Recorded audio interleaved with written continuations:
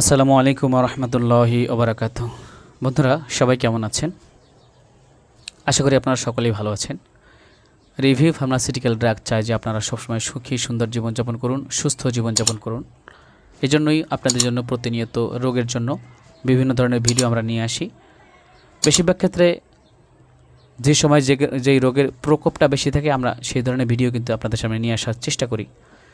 তো ইতিমধ্যে প্রচণ্ড গরম পড়তে শুরু করেছে, অনেকের কোষ্ঠকাঠিন্য সমস্যা দেখা দিয়েছে এবং সেই কোষ্ঠকাঠিন্যর সাথে সাথে কিন্তু পাইলস রোগটা আবার বেশি বেড়ে গিয়েছে। অনেকের পায়খানার রাস্তা থেকে রক্ত পড়ে এবং পায়খানার যে পাইলসের কারণে যে অতিরিক্ত যে মাংসটা বৃদ্ধি পায় সেটা কিন্তু অনেকের কিন্তু বেড়ে গেছে, যার কারণে আমরা আজকে এই ভিডিওটি আপনাদের সামনে নিয়ে এসেছি। মূলত কোষ্ঠকাঠিন্য বা পায়খানা কষার জন্য প্রথম সারির যে ধারণা করা হয় সেটা হলো যে পাইলসের জন্য পায়খানা বা কষা বা কোষ্ঠকাঠিন্যই দায়ী। এবার আমরা আসি আমাদের শরীরে কোষ্ঠকাঠিন্য সমস্যা কেন দেখা দেয়। আমাদের দৈনন্দিন জীবনে বিভিন্ন ধরনের কাজে আমরা ব্যস্ত থাকি।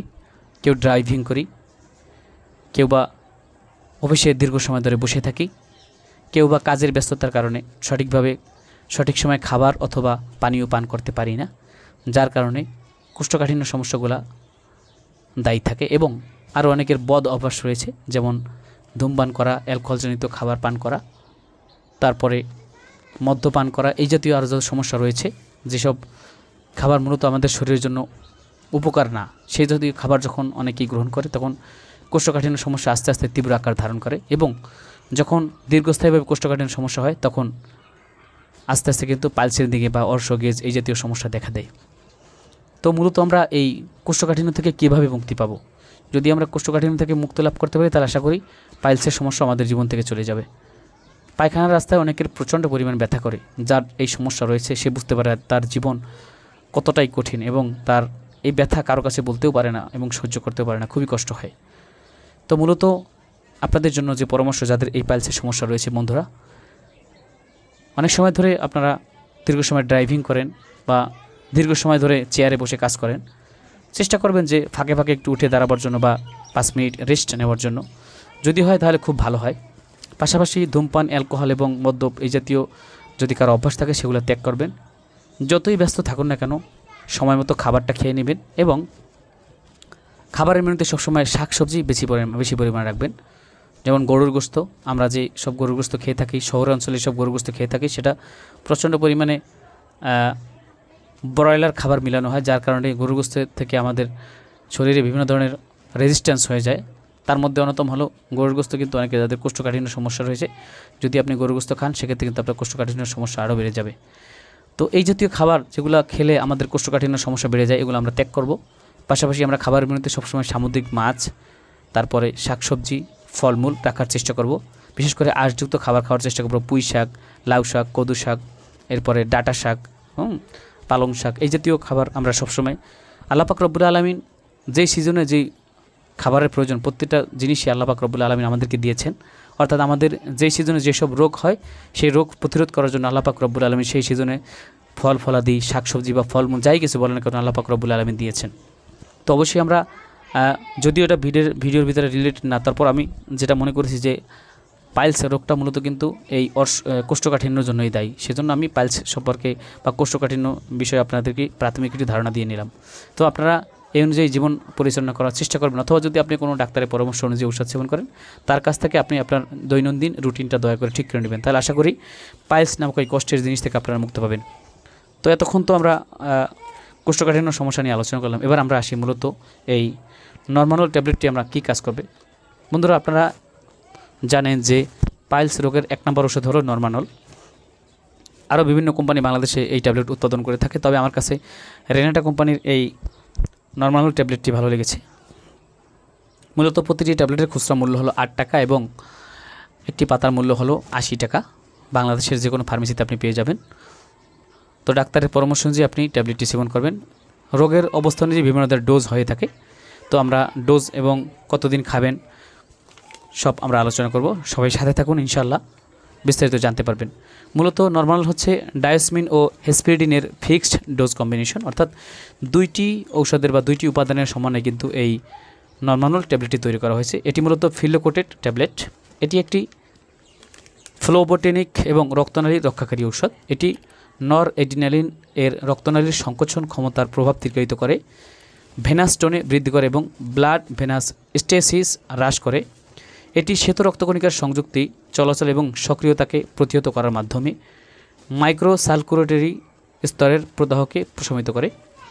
এটি শিরার অতিভেদ্যতা হ্রাস করে এবং ক্যাপিলারি রেজিস্ট্যান্স বৃদ্ধি করে। এটি লসিকা নালীর সংকোচন বাড়িয়ে দেয় এবং লসিকা প্রবাহের উন্নতি করে। তো আমরা কার্যপদ্ধতি বর্ণনা করলাম। এবার মূলত আমরা জানতে পারবো যে এই ট্যাবলেটটির ভিতরে কী উপাদান রয়েছে। প্রতিটি ফিলে কোটেড ট্যাবলেট রয়েছে মাইক্রোনাইজড ডায়োসমিন বিপি 450 মিলিগ্রাম এবং হেসপিরিডিন INN 50 মিলিগ্রাম। মূলত এই নরমানল ট্যাবলেটটি অর্শ, গেজ এবং পাইলসের জন্য খুব ব্যবহার হয়ে থাকে। বাংলাদেশে অনেক প্রথম সারির যে পাইলসের ট্রিটমেন্ট হয় তার মধ্যে কিন্তু নরমানল ট্যাবলেটটি কিন্তু হয়তো আমরা প্রথম সারির দিকে রাখতে পারি। মূলত অ্যাকুইট হেমারয়েড রোগ, ক্রনিক হেমারয়েড রোগ, ক্রনিক ভেনাস ইনসাফিসিয়েন্সি, লিম্ফোডিমা এই জাতীয় রোগের জন্য মূলত এই আপনার নরমানল ট্যাবলেটটি ব্যবহার হয়ে থাকে। স্বাভাবিকভাবে ট্যাবলেটটি বিভিন্ন ধরনের রোগ অনুযায়ী অর্থাৎ রোগীর অবস্থা অনুযায়ী কিন্তু ডোজ দেওয়া হয়ে থাকে। যেমন অ্যাকুইট হেমারয়েড যাদের সমস্যা রয়েছে 2টি ট্যাবলেট সকালে, 2টি ট্যাবলেট দুপুরে, 2টি ট্যাবলেট রাতে, প্রথম 4 দিন। ডোজগুলো অবশ্যই বন্ধুরা মনে রাখবেন, তাহলে আশা করি অনেক উপকার আপনাদের দিবে।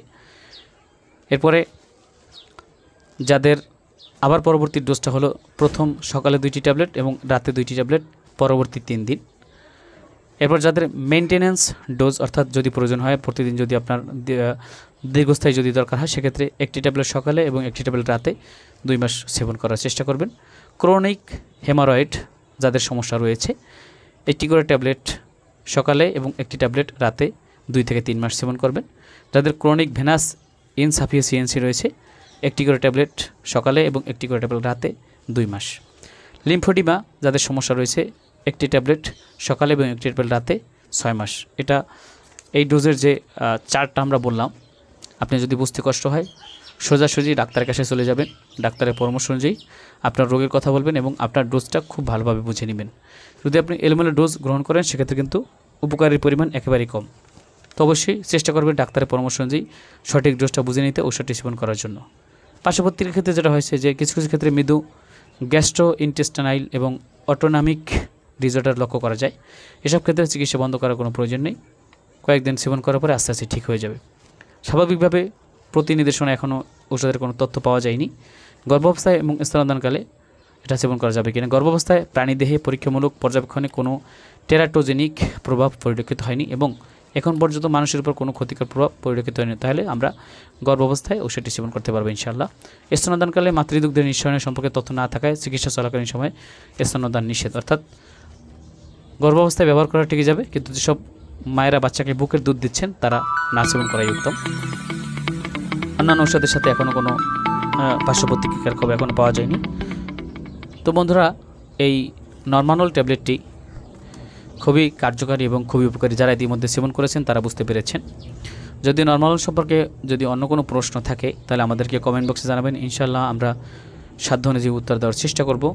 দয়া করে ভিডিওর ভিতরে যেসব প্রশ্ন উত্তর দেওয়া আছে, যেসব আলোচনা করা হয়েছে সেগুলো না করলে ভালো হয়, কারণ আপনার সময়ের মূল্য আছে, আমাদের সময়ের মূল্য আছে।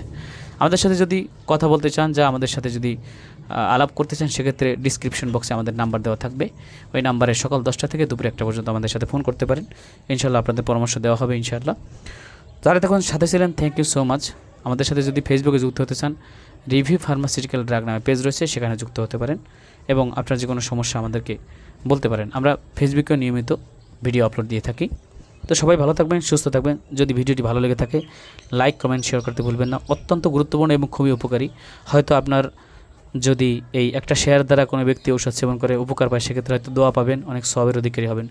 তো সবাই ভালো থাকবেন, সুস্থ থাকবেন। আজ এ পর্যন্তই। আসছি নতুন কোনো ভিডিওতে। খোদা হাফেজ। আসসালামু আলাইকুম ওয়া রাহমাতুল্লাহি ওয়া বারাকাতুহু।